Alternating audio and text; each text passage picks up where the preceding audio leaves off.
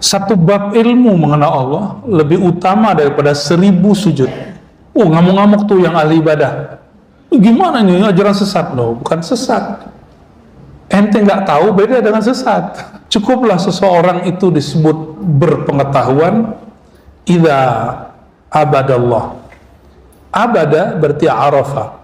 Jika dia kenal Allah, cukuplah orang itu disebut berpengetahuan jika dia kenal Allah. Bismillahirrahmanirrahim. Assalamualaikum warahmatullahi wabarakatuh. Allahumma sholli ala Sayyidina Muhammad wa ala ali Sayyidina Muhammad. Alhamdulillah, hari ini kita diberi kesempatan oleh Allah Subhanahu wa Ta'ala untuk mengikuti kajian ceramah Buya Ar-Razi Hasib dalam Khultum 5 menit dengan tema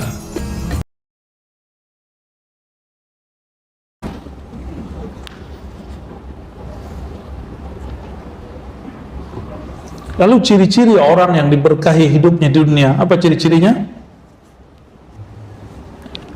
Ini ciri-ciri Bapak Ibu diberkahi hidupnya hari ini. Ya. Apa ciri-cirinya? May yuridillahu bihi khairan yufaqihu fid din. Biasa yang ngaji di pesantren, dulu kitab kuning, itu pojok bagian atas tuh ada tulisan kecil.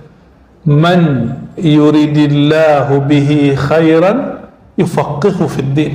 Siapa yang Allah kehendaki kebaikan, siapa yang Allah berkahi hidupnya hari ini, maka dia hari ini pasti suka ngaji, suka berilmu. Jadi cek, kata Sayyidatuna Aisyah, tidaklah bertambah hariku melainkan bertambah ilmuku. Nah, sudah begitu belum? Sudah begitu belum? Ya, tenang, ada YouTube.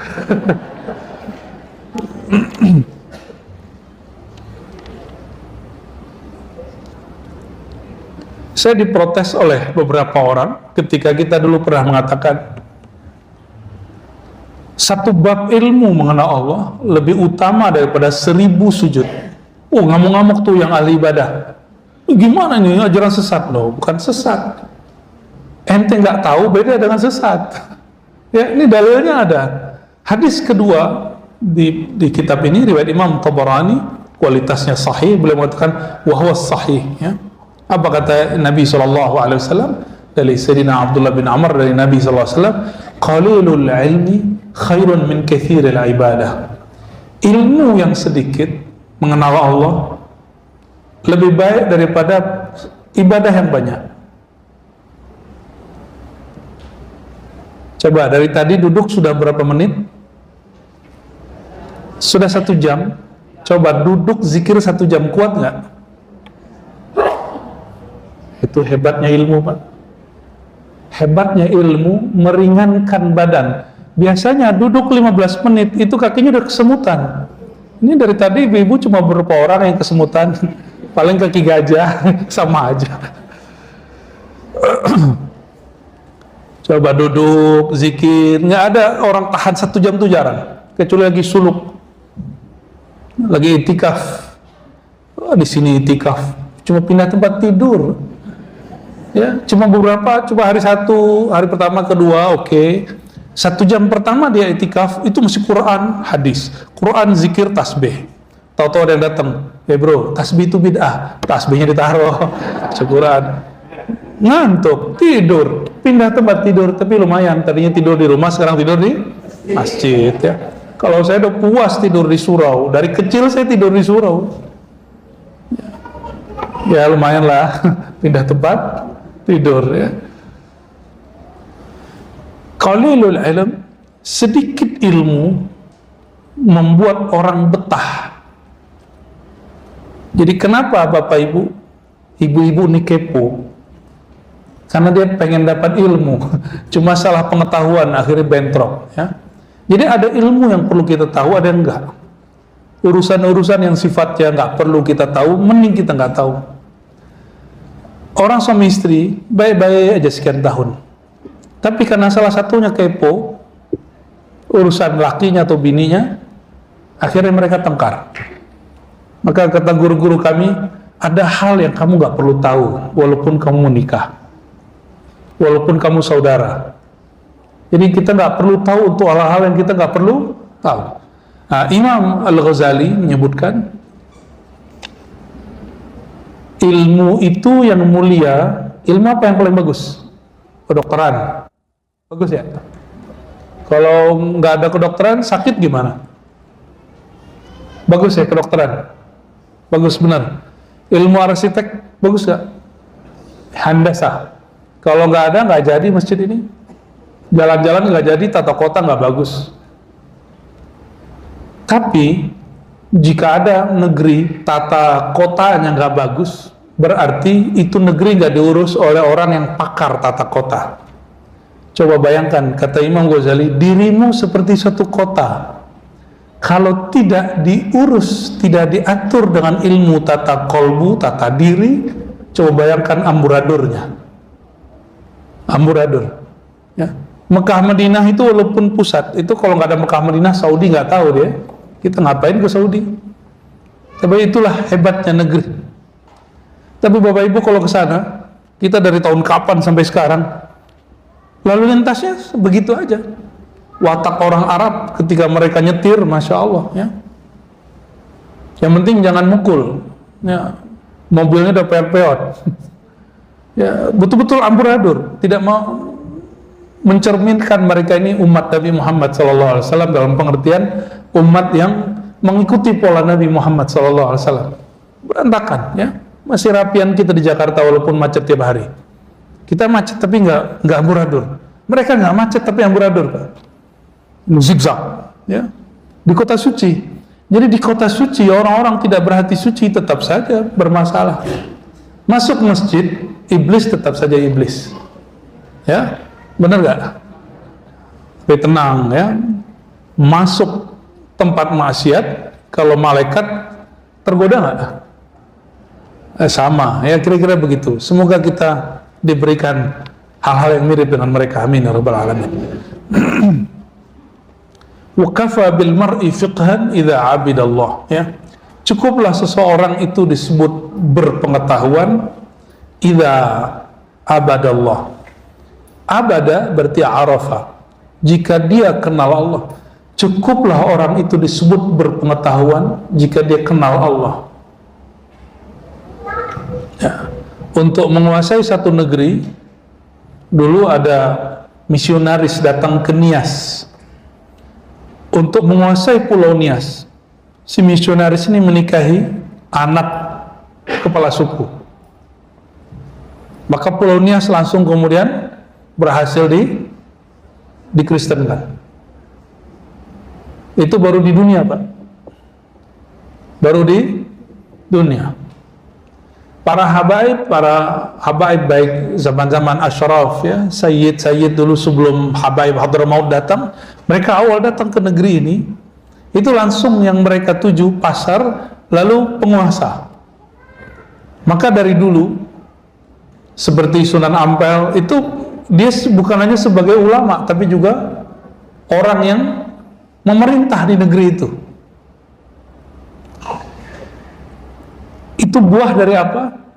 Mereka menguasai pemerintahan, menguasai pasar, modalnya, lalu menguasai pemerintahan, akhirnya menguasai umatnya.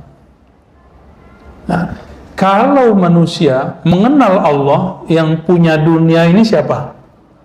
Allah. Kira-kira dunianya datang nggak? Kita datang ke rumah orang kaya. Datang ke rumah orang kaya, PDKT ke satpamnya atau PDKT ke yang punya? Kayaknya belagu benar, ternyata yang dideketin security-nya. Maaf mas, saya bukan yang punya. Tapi kalau dekat sama yang punya gimana? Nanti masuk, apa kata dia? Udah kamu makan apa saja yang kamu mau. Ini tuh kamar, pilih mana kamar yang kamu mau. Paham nggak maksudnya? Orang kalau kenal Allah, apa kata Allah? Wahai hambaku, ini dunia itu rendah. Kamu ambil susu kamu, yang penting kamu kenal aku.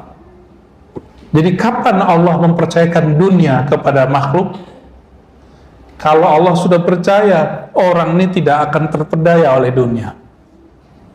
Gitu. Saya mau nitip motor ke seseorang, tapi saya curiga nih orang suka maling motor, mungkin nggak? Ntar dia bilang setelah sebulan, kapan kamu nitip ke saya? Ini punya saya ini. Kan sekarang bisa aja, ya BBKB-nya diganti kan.